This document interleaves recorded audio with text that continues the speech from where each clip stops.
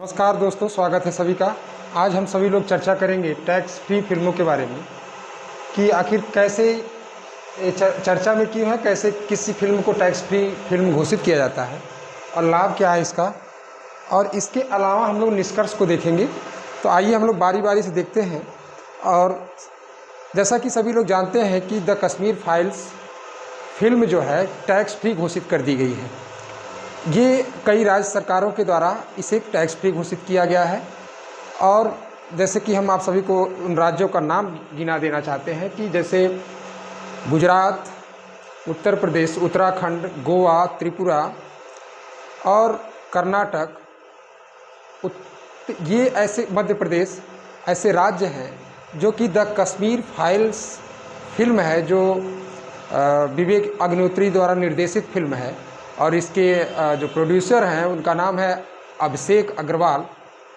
तो ये इस कारण से ये टैक्स फ्री फिल्मों की चर्चा वर्तमान में है। हालांकि झुंड फिल्म की जो एक निर्माता में ही शामिल है, सविता राज जिनका नाम है, और उन्होंने कहा है कि झुंड फिल्म भी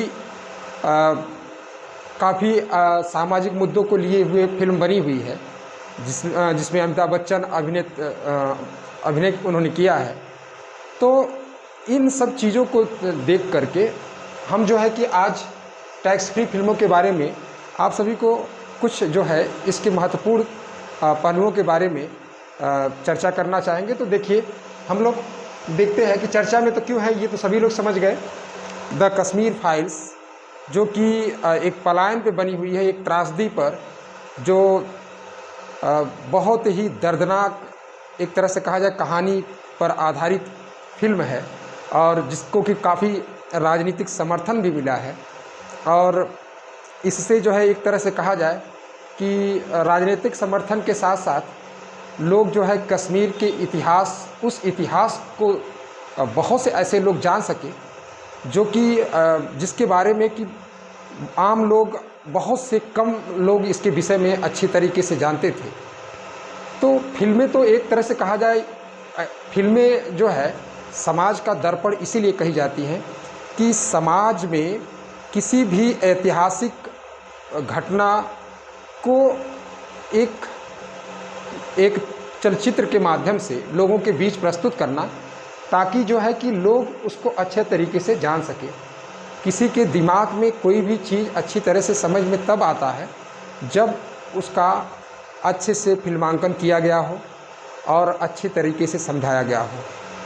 तो हम लोग उसी पर आज चर्चा करेंगे। हम लोग का आज उद्देश्य क्या है कि टैक्स फ्री फिल्म को टैक्स फ्री फिल्म कैसे घोषित किया जाता है, कैसे किसी फिल्म को टैक्स फ्री फिल्म घोषित किया जाता है। तो आप सभी को बता देना चाहते हैं कि जैसे हम आप सभी को बताएं अभी, द कश्मीर फाइल्स जो फिल्म है, इसको राजनीतिक समर्थन भी मिला और ज़्यादातर लोग जो है इस फिल्म को देखने के लिए भी गए। अब सरकार का क्या उद्देश्य होता है, स्पेशली राज्य सरकार का क्या उद्देश्य होता है कि ज़्यादा से ज़्यादा लोग ऐसी फिल्मों को देखें जो सामाजिक मुद्दा लिए हुए हो, प्रेरक विषय संबंधित हो, उस फिल्म को ज़्यादा से ज़्यादा व्यापक स्तर पे लोग देखें। इसके लिए राज्य सरकार क्या करती है, वो टैक्स फ्री घोषित कर देती है। अब हम लोग देखेंगे कि ये टैक्स फ्री कैसे घोषित किया जाता है। तो आप सभी को बता देना चाहेंगे कि 2017 से अगर हम पहले की बात करें, 2017 से पहले की बात करें, तो मनोरंजन कर फिल्मों पर जो टैक्स लगता था वह मनोरंजन टैक्स होता था, मनोरंजन कर होता था। अलग अलग राज्यों के द्वारा यह अलग अलग दर पर लगाया जाता था, अलग अलग दर पे लगाया जाता था। तो यहाँ पर देखिएगा कि अगर उसमें भी बात की जाए तो महाराष्ट्र और उत्तर प्रदेश दो ऐसे राज्य रहे जिन्होंने कि बहुत ज़्यादा मनोरंजन कर लगाए रखा था। बात करें 2017 के बाद की, तो मनोरंजन कर भी किस में शामिल हो गया, जीएसटी में शामिल हो गया। तो जीएसटी में शामिल हो गया होता क्या है कि कोई भी राज्य सरकार क्या करती है कि उस जीएसटी को माफ़ कर देती है। जो फिल्म है, मान लीजिए फिल्म कोई भी फिल्म हो, मान लीजिए यही द कश्मीर फाइल्स ही है। द कश्मीर फाइल्स जो है, यह फिल्म जो है जिन जिन राज्यों में टैक्स फ्री घोषित की गई है, जैसे गोवा में, गुजरात में, त्रिपुरा में, उत्तराखंड में, तो वहाँ के राज्य सरकार अब जीएसटी नहीं लेगी। अब यहाँ से थोड़ा सा समझने की बात है कि जीएसटी, ये जो मनोरंजन कर वाला जीएसटी है, इस पर राज्य सरकार और केंद्र सरकार दोनों लेती है, दोनों साझा करते हैं इसमें। अब बात करते हैं कि यहाँ पर केंद्र सरकार जो है कि माफ़ नहीं की रहती है। माफ़ कौन करती है? ये करती है। तो जब मनोरंजन कर समाप्त कर जीएसटी लगाया गया तो उस समय 28% फिल्मों पर जीएसटी लगाया गया था। बहुत अच्छे से समझिएगा, 28% जीएसटी लगाया गया था, लेकिन बाद में इसको 2 स्लैब में बांट दिया गया। माने जो टिकट 100 रुपये से कम होगा, 100 रुपये से कम होगा, उस पर क्या करेंगे? ये 12% टैक्स लगाएंगे, 12% जीएसटी लगाएंगे। और जो 100 रुपये से ऊपर का टिकट होगा, 100 रुपये से जो 100 रुपये से ऊपर का टिकट होगा, उस पर जो है ऊपर का टिकट होगा, उस पर जो है कि 18% जीएसटी लगेगा। अब बात को यहाँ पर समझते हैं हम लोग कि यानी कि ये जो 12% है, 12% में 6% हिस्सा इसका भी होगा, 6% इसका भी हिस्सा होगा। तो जो माफ़ करेगी राज्य सरकार, केवल और केवल माफ़ करेगी कितना? 6% केवल जीएसटी माफ़ करेगी, और 6% उस टिकट के साथ जीएसटी लगा रहेगा, जिससे कि हम लोग जो केंद्र सरकार की जीएसटी होती है, जिसको कि हम लोग सीजीएसटी कहते हैं, सीजीएसटी कहते हैं। और जो राज्य का होता है, जो राज्य द्वारा माफ़ किया जाता है, जो राज्य सरकार के द्वारा, वो होता है एसजीएसटी, एसजीएसटी। तो बात यहाँ पर गौर से समझिएगा, यहाँ पर जैसे 12% में 6% केवल राज्य सरकार अपनी जीएसटी माफ़ करेगी, और 18% में केवल 9% तो सीजीएसटी तो देना ही होगा केंद्र सरकार को। तो यहाँ पर हम लोग इस बात को समझ सके कि जीएसटी जो राज्य सरकार माफ़ करती है, अगर ये माफ़ कर दी है राज्य सरकार, तो यहाँ पर फिल्मों की कीमत का मतलब जो टिकट है, फिल्म देखने लिए तो जो टिकट हम लोग लेते हैं, उसका दर बहुत कम हो जाएगा, उसका दर बहुत कम हो जाएगा।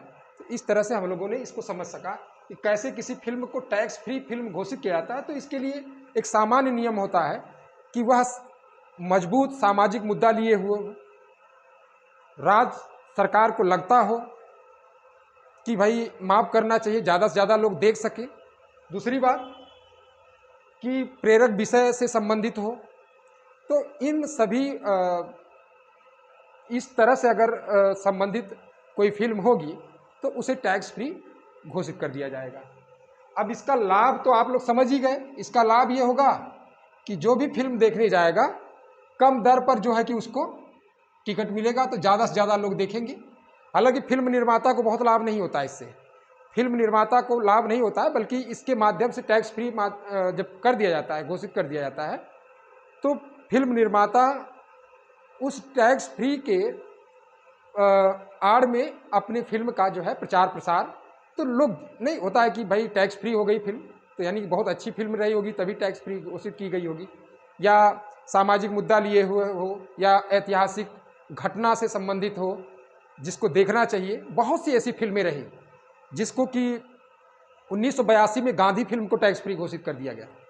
अभी आप लोग 2016 में निर्जा जो फिल्म थी उसको टैक्स फ्री घोषित कर दिया गया था। शौचालय प्रेम कथा, उसको छपाक, और ये दंगल फिल्म जो है, इन फिल्मों को टैक्स फ्री घोषित कर दिया गया था।